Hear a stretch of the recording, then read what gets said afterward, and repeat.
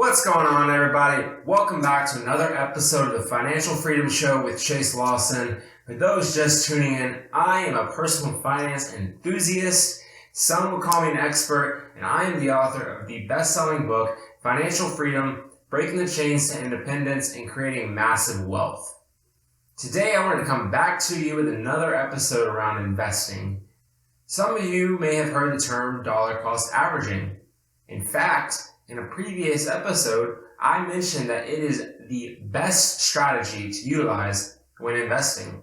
So, since it's such a good strategy, I wanted to give it its full value and appreciation by giving it its own episode. So first and foremost, what exactly is dollar cost averaging? Well, dollar cost averaging is simple. You invest a certain amount of money each and every period consistently. It doesn't matter the amount, and it doesn't matter the frequency. You will determine both of those based on your own financial situation and risk tolerance. What does matter is establishing that consistent routine. It is a method whereby you invest your money a little bit at a time, instead of a larger one-time lump sum investment. Typically, those practicing the dollar cost averaging strategy will invest a fixed amount once per month, but you can invest more or less frequently depending on your own personal financial situation. This could be $100 a month, $1,000 a month, or $10,000 a month, or somewhere in between. The amount should be something you are comfortable and able to invest after paying all of your other expenses. This amount may change over time as well, especially as your income grows. So as with the rest of your finances, consistently reevaluate and adjust as your situation changes throughout life. And if you ever get one-off bonuses or commissions, you can also apply this strategy to those as well by spreading out that money throughout the year rather than investing it all at once. To break this down further and show the potential benefits dollar cost averaging provides, let's give an example.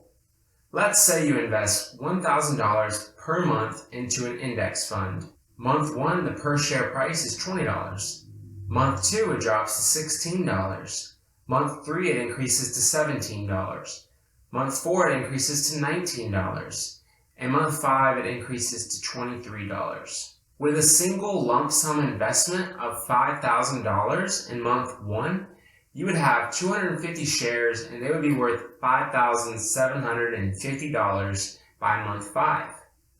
With dollar cost averaging, spreading out that $5,000 into 5 $1,000 monthly contributions, you would buy 50 shares in month 1, 62.5 shares month 2, 58.8 shares month 3, 52.6 in month 4, and 43.5 in month 5, giving you 267.4 shares worth a total of $6,150.20, or about $400 more than you had with the lump sum investment. So as you can see by that example, dollar cost averaging could benefit you, especially when stock prices drop.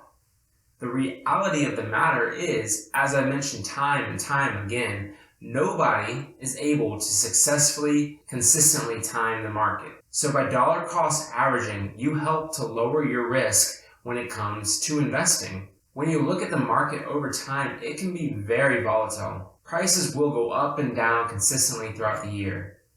In fact, if you look at this chart put together by Charles Schwab, which maps the historical return of the S&P 500 over different holding periods, you'll see that visualized.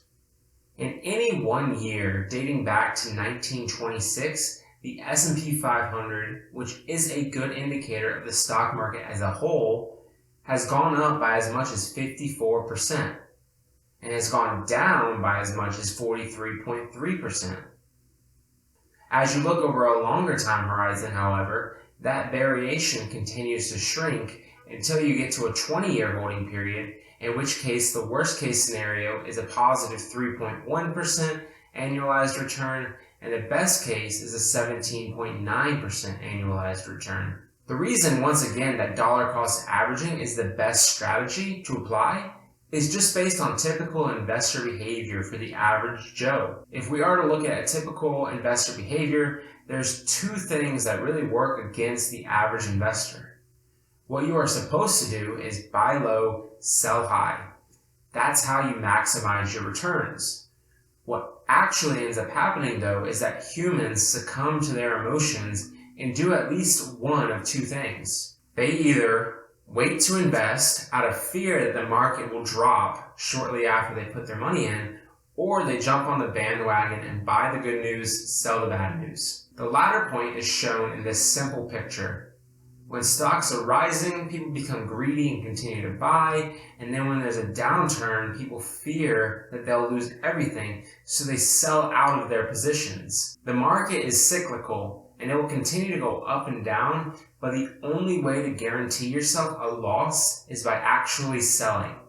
Until you sell, you haven't lost anything. And then going back to the former point, when you wait to invest, fearing that the market will drop, by leaving your money on the sidelines, you could miss out on some sizable returns. Once again, looking at a different chart now from Charles Schwab, had you been invested from 1997 to 2016, you would have experienced annualized returns of 7.7%.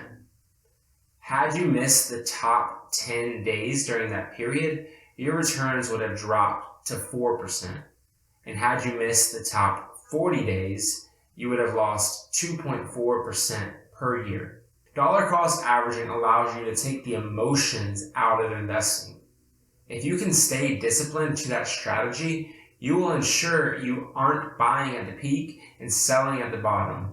And you will ensure that you have your money consistently being added into the market to maximize the time that it's spent earning those returns. So to recap, the primary benefits of dollar cost averaging are that it helps to eliminate the uncertainty of if you're getting a good price, it takes the emotional factors out of investment decisions, prevents unlucky market timing, and allows you to consistently add to your ownership each and every month. If you're investing to a 401k or ESPP at work already, you're already practicing dollar cost averaging.